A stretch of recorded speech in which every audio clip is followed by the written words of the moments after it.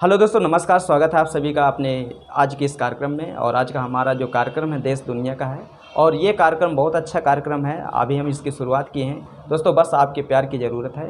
और ये कार्यक्रम शुरू करने का हमारा मेन उद्देश्य ये है कि हमारे देश में जितने भी बच्चे हैं जो पढ़ रहे हैं, विशेष करके देश दुनिया के विषय में कितना जानते हैं और नहीं जानते हैं, तो ये वीडियो के माध्यम से और इस कार्यक्रम के माध्यम से हम प्रयास करेंगे कि वो बच्चे ज़्यादा से ज़्यादा देश और दुनिया को जानें। तो आज के हमारे इस कार्यक्रम में जो नए मेहमान हैं वो अलकनंदा जी हैं, और ये क्लास 10th की छात्रा हैं। और देखते हैं इनको देश और दुनिया के विषय में कितना पता है। तो दोस्तों वीडियो में बने रहिए, कार्यक्रम का आनंद लीजिए। शुरू करते हैं कार्यक्रम, और इनसे हम कुछ क्वेश्चन करेंगे, और वो क्वेश्चन जीके के हैं, क्योंकि देश और दुनिया में तो जीके विशेष भूमिका निभाती है। तो शुरू करते हैं, आप बने रहिए कार्यक्रम में। तो अलकनंदा जी, कुछ क्वेश्चन हम आपसे जीके के करेंगे और अपने देश से संबंधित होंगे, विश्व से संबंधित होंगे, और उम्मीद करेंगे आपको क्वेश्चन में बहुत मज़ा आएगी और आपको जो आए जवाब देना। और किसी भी प्रकार का कोई हिस्टेशन की बात नहीं दोस्तों, पहली बार है, क्योंकि क्लास 10th की लड़की है। और बहुत सारे ऐसे लोग होते हैं जो माइक के सामने जाने से उनकी आवाज़ नहीं निकलती, फिर भी बहुत साहस के साथ बच्ची बैठी है। तो आपको बच्ची का मनोबल बढ़ाए रखना है और किसी भी प्रकार का कोई गलत कमेंट नहीं करना, क्योंकि यहाँ पर कोई नाच गाना वाले कार्यक्रम हमारा नहीं है, या हंसी मजाक वाला कार्यक्रम नहीं है। ये एजुकेशनल है और एजुकेशन से संबंधित हम यहाँ पर सवाल करेंगे। तो अलकनंदा जी, हम शुरू करते हैं आपसे। अच्छा अलकनंदा जी, ये बताइए अपने देश का क्या नाम? भारत देश। जैसा कि हम अलकनंदा से क्वेश्चन किए कि अपने देश का क्या नाम है, तो उन्होंने कहा भारत देश। हाँ बिल्कुल सही है, हमारा देश भारत देश है और एशिया महाद्वीप में ये स्थित है। ठीक है। अच्छा आप बताइए, अपने देश की सबसे लंबी रिवर कौन सी है? गंगा रिवर। अच्छा हाँ, अपने देश की सबसे लंबी नदी गंगा रिवर है, और ये भारत के 5 राज्यों से होकर गुजरती है, जिनमें से उत्तराखंड, उत्तर प्रदेश, बिहार, झारखंड और वेस्ट बंगाल हैं। गंगा नदी को उत्तराखंड में भागीरथी और अलकनंदा के नाम से जाना जाता है, और उत्तर प्रदेश, झारखंड और पश्चिम बंगाल, बिहार में इसे गंगा के नाम से जाना जाता है। और जब ये नदी बांग्लादेश पहुंचती है तो इसी नदी को वहां पर पद्मा के नाम से जाना जाता है, और जाकर के ये बंगाल की खाड़ी में ब्रह्मपुत्र साथ ही मिल करके एक सुंदर वन डेल्टा बनाती है, जो दुनिया का सबसे बड़ा डेल्टा। अच्छा ठीक है। अच्छा अलग ये बताइए कि भारत का सबसे उत्तरी केंद्र शासित प्रदेश कौन सा है?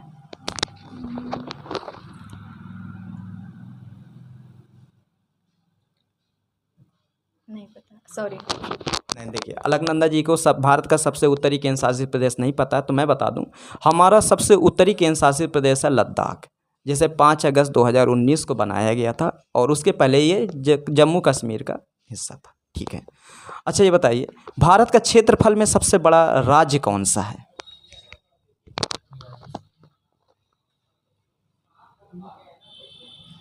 नहीं, मैं आपको बता दूं, क्षेत्रफल में भारत का सबसे बड़ा राज्य है राजस्थान, और दूसरा सबसे बड़ा राज्य है मध्य प्रदेश, और तीसरा सबसे बड़ा राज्य है महाराष्ट्र, और चौथा हमारा अपना उत्तर प्रदेश है। अच्छा अलकनंदा जी, ये बताइए भारत का सबसे पश्चिमी राज्य कौन सा है? पश्चिमी? हाँ, वेस्टर्न।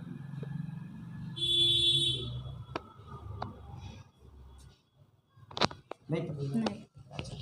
देखिए क्या होता है कि अभी ये हाई स्कूल में पढ़ रहे हैं, तो इनको विद्यालय में मैपिंग वैपिंग नहीं बताई गई होगी। तो मैं आपको बता दूं, भारत का सबसे पश्चिमी राज्य है गुजरात, और सबसे उत्तरी राज्य हिमाचल प्रदेश है, और सबसे दक्षिणी राज्य है तमिलनाडु, और सबसे पूर्वी राज्य अरुणाचल प्रदेश हमारा है। और भारत का जो हृदय है, दिल है, जिसे हम कहते हैं ना दिल है फिर भी हिंदुस्तानी, वो है हमारा मध्य प्रदेश।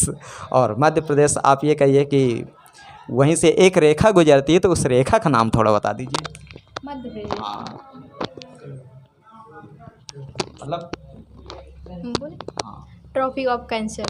अच्छा, मतलब भारत के मध्य प्रदेश से ट्रॉपिक ऑफ कैंसर गुजरती है, जिसे हम कर्क रेखा कहते हैं। और मैं आपको बता दूं, कर्क रेखा 23.5 डिग्री उत्तरी अक्षांश रेखा है, और ये उत्तरी गोलार्ध में है, और ये भारत के 8 राज्यों से होकर गुजरती है। और वो 8 राज्य हैं जिनको हम गुजरात, मध्य प्रदेश, राजस्थान, छत्तीसगढ़, झारखंड और पश्चिम बंगाल, त्रिपुरा और मिजोरम से होकर ये रेखा गुजरती है, जिसमें यह भी कहा जाता है कि जो झारखंड की कैपिटल सिटी है रांची, वो इसी रेखा पर स्थित है।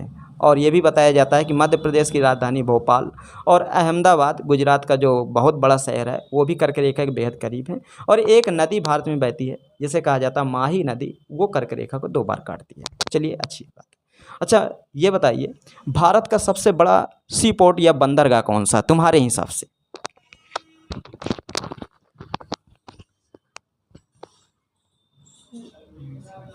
लद्दाख। देखिए लद्दाख बंदरगाह नहीं है, भारत का सबसे बड़ा बंदरगाह है मुंबई, और ये भारत का सबसे व्यस्त बंदरगाह भी है। लेकिन भारत में 13 बड़े बंदरगाह हैं, जिनमें से कांदला, मुंबई, मारमा गोवा, जवाहरलाल और न्यू मंगलौर है, कोची है, एर्नाकुलम है, जिनमें एन्नौर आता है, चेन्नई आता है, और विशाखापट्टनम जो भारत का सबसे गहरा बंदरगाह है, पारादीप है, हल्दिया है, कोलकाता और पोर्ट ब्लेयर है जो भारत का 13वां सबसे बड़ा बंदरगाह है। अच्छा बताइए, दुनिया की सबसे लंबी रिवर कौन सी है, नदी? हाँ, दुनिया की सबसे लंबी नदी नील रिवर्स।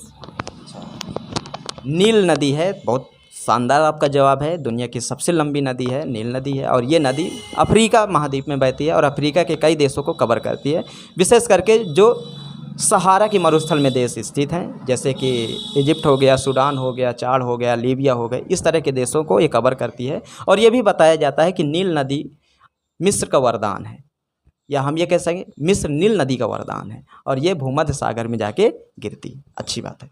अच्छा ये बताइए, भारत के दक्षिण में कौन सा महासागर स्थित है? दक्षिण में? हाँ,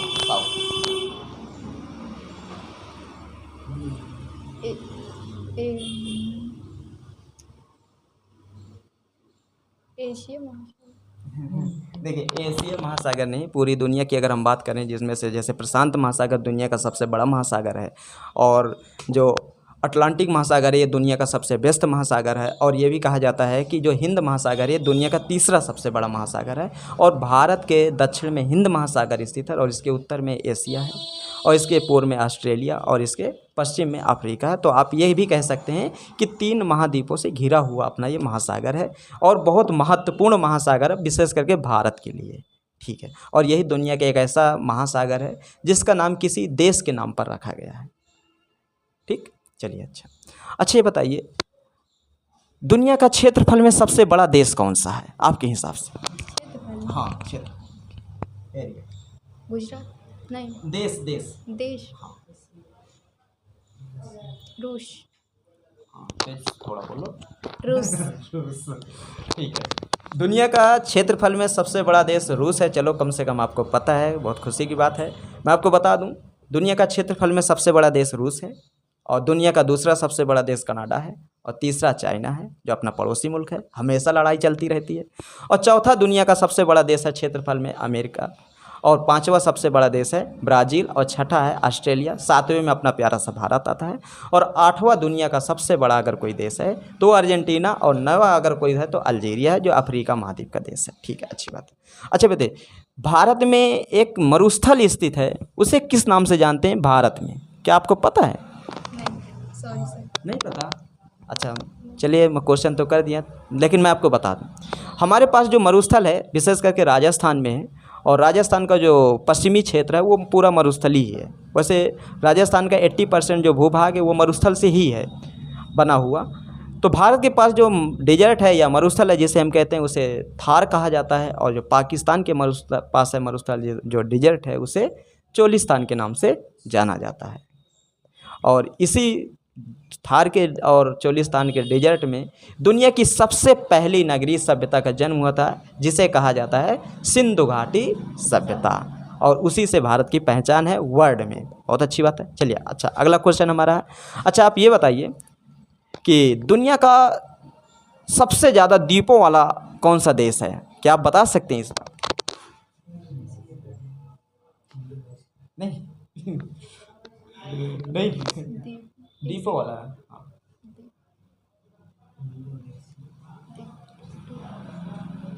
इंडोनेशिया प्लेटिव। अच्छा, आपके हिसाब से इंडोनेशिया है दुनिया का सबसे बड़ा द्वीपों वाला देश। बिल्कुल सही जवाब है, क्योंकि इंडोनेशिया रियल में है दुनिया का सबसे बड़ा द्वीपों वाला देश है। और मैं आपको बता दूं, ये दुनिया का सबसे ज़्यादा द्वीपों वाला तो है ही है, लेकिन यहाँ पर एक चीज़ और है, दुनिया की सबसे ज़्यादा अगर किसी देश में मुस्लिम आबादी निवास करती है तो इंडोनेशिया में ही करती है, ये भी आप याद रखना। और अच्छा आप ये बताइए, चीन के विषय में आप क्या कहेंगे, थोड़ा अपने शब्दों में बताइए। हाँ। Something about the China. Something about the China. China is the second largest country. China has more resource than the other countries.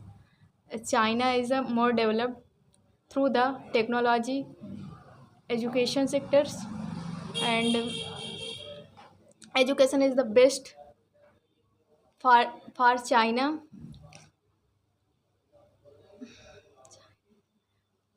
China is the that's why China is growing for एक second, China has economic growing for the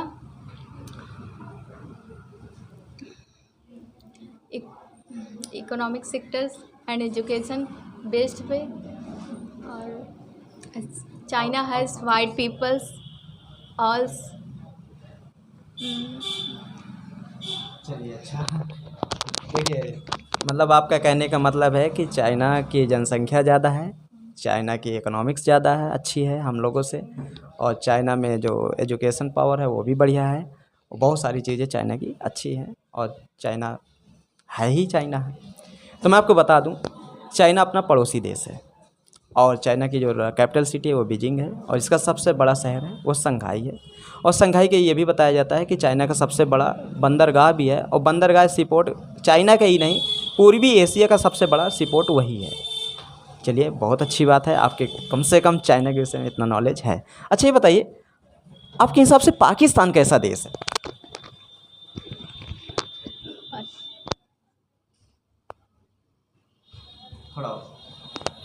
Pakistan is the part of the Eastern Asia, and Pakistan is a Muslims areas all. Pakistan is the populated country comparison to Russia. Pakistan is a low populated country comparison to Russia. मतलब कैसे? China, sorry. अच्छा China, अच्छा देखिए, अच्छा पाकिस्तान को ख़त्म कर देना चाहिए कि बचाना चाहिए तुम्हारे हिसाब से?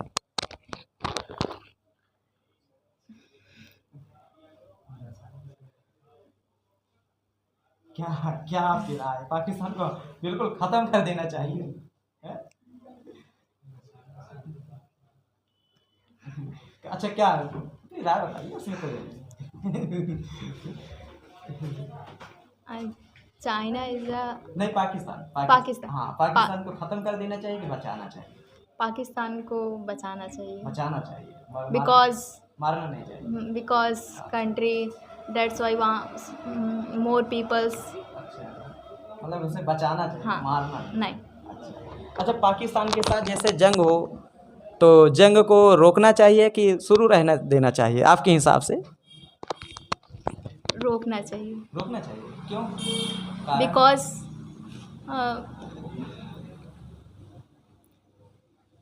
कॉन्फ्लिक्ट के थ्रू हमारी आवर इकोनॉमिक ट्रेड।